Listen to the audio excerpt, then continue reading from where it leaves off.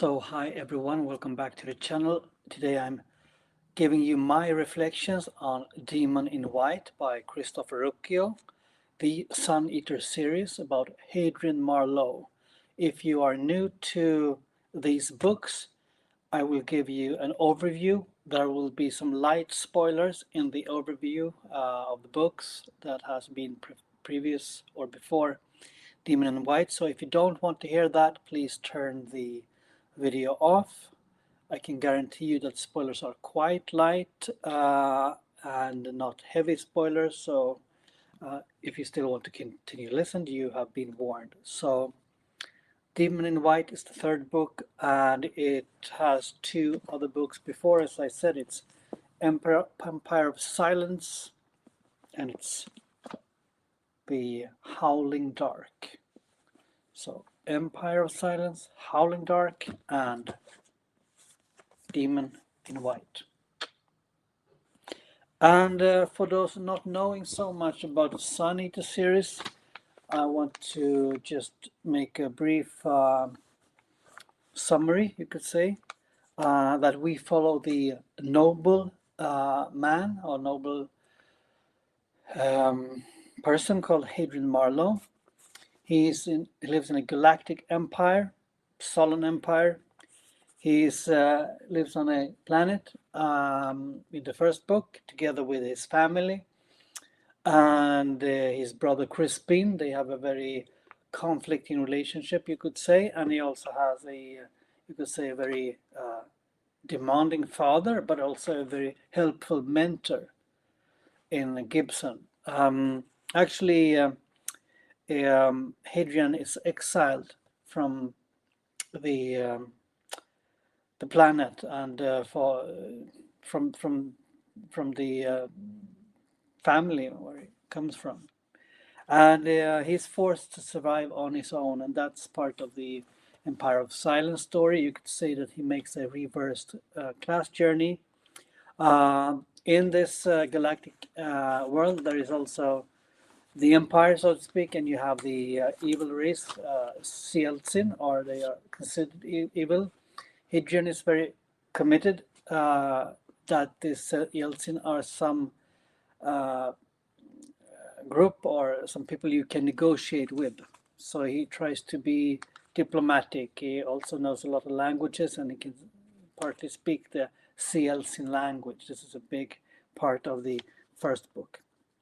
He wants peace with them, actually. So the first book, Empire of Silence, is like a character building book where we get to know Hadrian a lot. I really enjoyed Empire of Silence, so if you haven't read that yet, please do. And then it continues to Howling Dark, and you can say that the idea of making peace with Yeltsin is transferred to Howling Dark, and he tries to search for them somewhere in space. I won't reveal that though, because I don't want to spoil that. So he takes up search for the Yeltsin for his purpose to make peace. In the second book, he's also transformed both emotionally and also physically as well, you could say.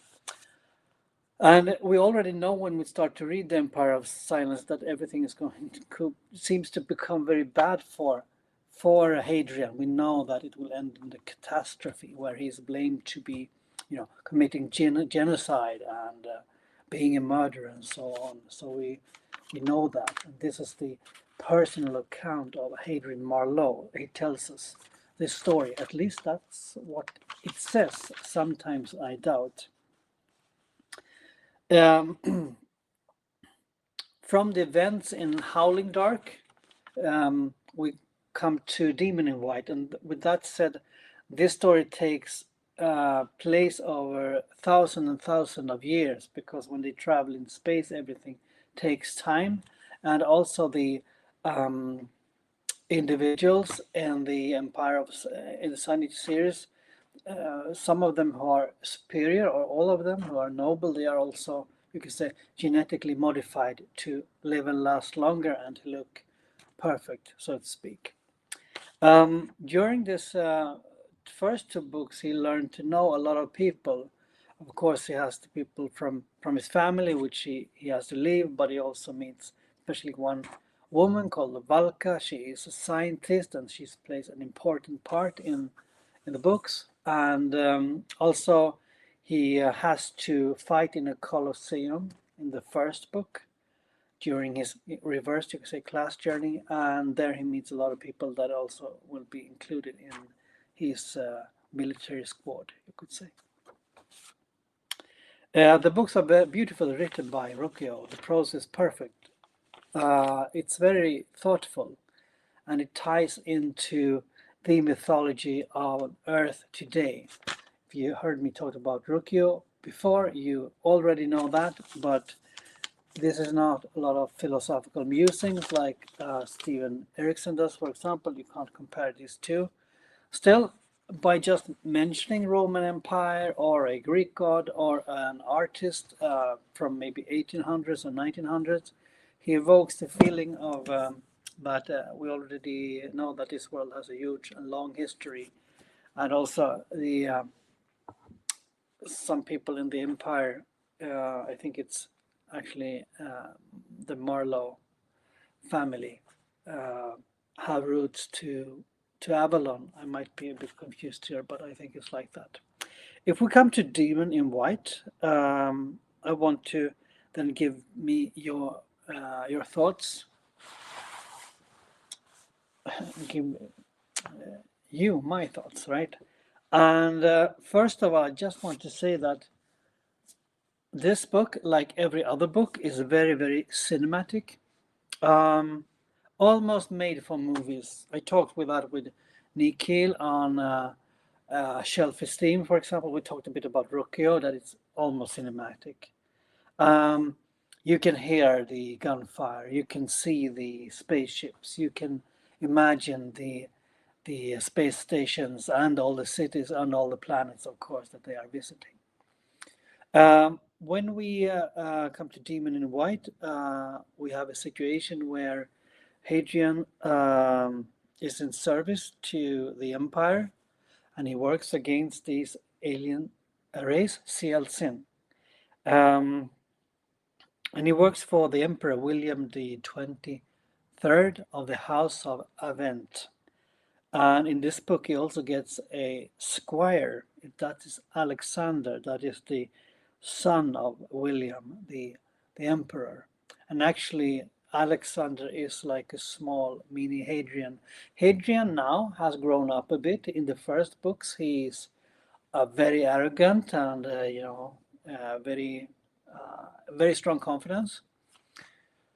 Now he's very, very old in human years, at least. So he's more humble. He's more careful.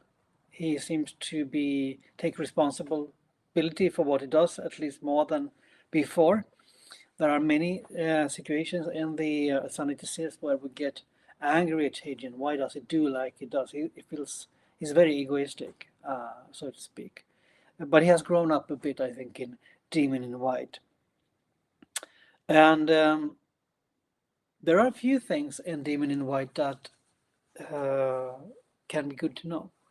And if you still are here, you're not worried about light spoilers, just continue listening.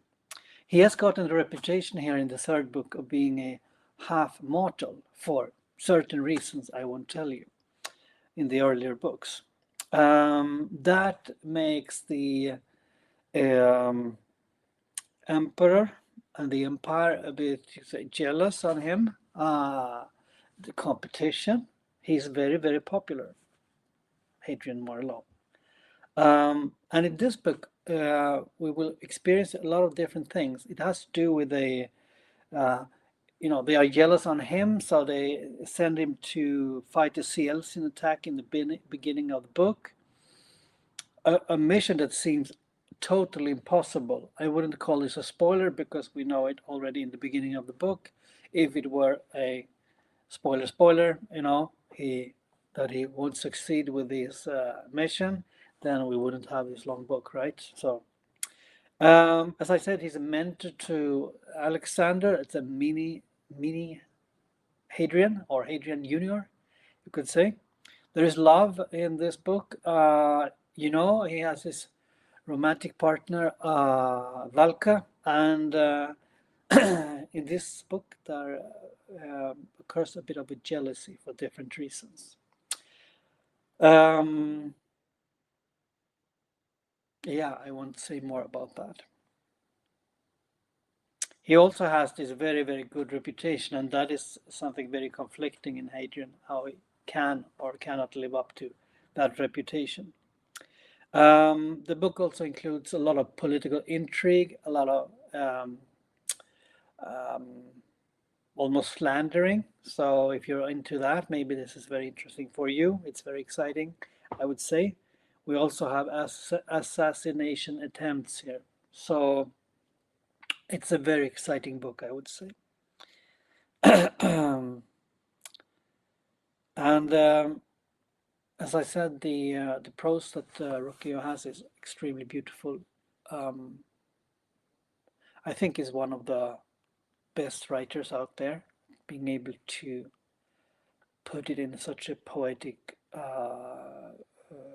style when writing about science fiction. There are probably more writers out there, but he's very good. I'm reading Gene Wolfe's The Book of the New Sun. I think some people have compared these books. I can't really see yet the comparison, but let's see. I'm only 180 pages into The Book of the New Sun. In the book, we also meet a lot of old characters that we recognize even from the first books, and I think Ruocchois is very good at summarizing what has happened. So you don't need to feel, that you have to take notes or anything. You can just go with the flow, because Ruocchois helps us to remember, you could say.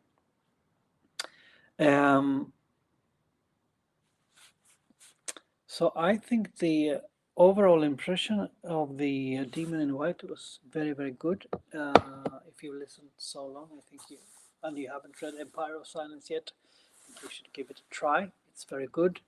I've started the fourth book, Kingdoms of Death. What I can say also is that the Empire of Silence is the most thoughtful book of the four I've read, or the three I've read so far. And then it just becomes more and more action-packed. So if you quit Empire of Silence thinking it was slow, you have to rethink, because it will become quicker and more fast-paced. And for me, being a maybe slow reader and also a thoughtful reader, I had to stop sometimes in the Demon in White, because it was a lot of action in there. But for you, maybe that's good. For me, I had to rest a bit and maybe read some haiku or some other poems. So that was my thoughts on Demon in White. If you have read it, what are your thoughts? Without spoiling things, in the comments below, of course. And if you haven't read Ruocchois, are you interested of taking up his book after listening to these reflections from me? We have interviews, or I have interviews here on the channel with Christopher Ruocchois. There are two. I hope to talk to him after I read Kingdom of Death. I think he's a very interesting person and a character and a writer.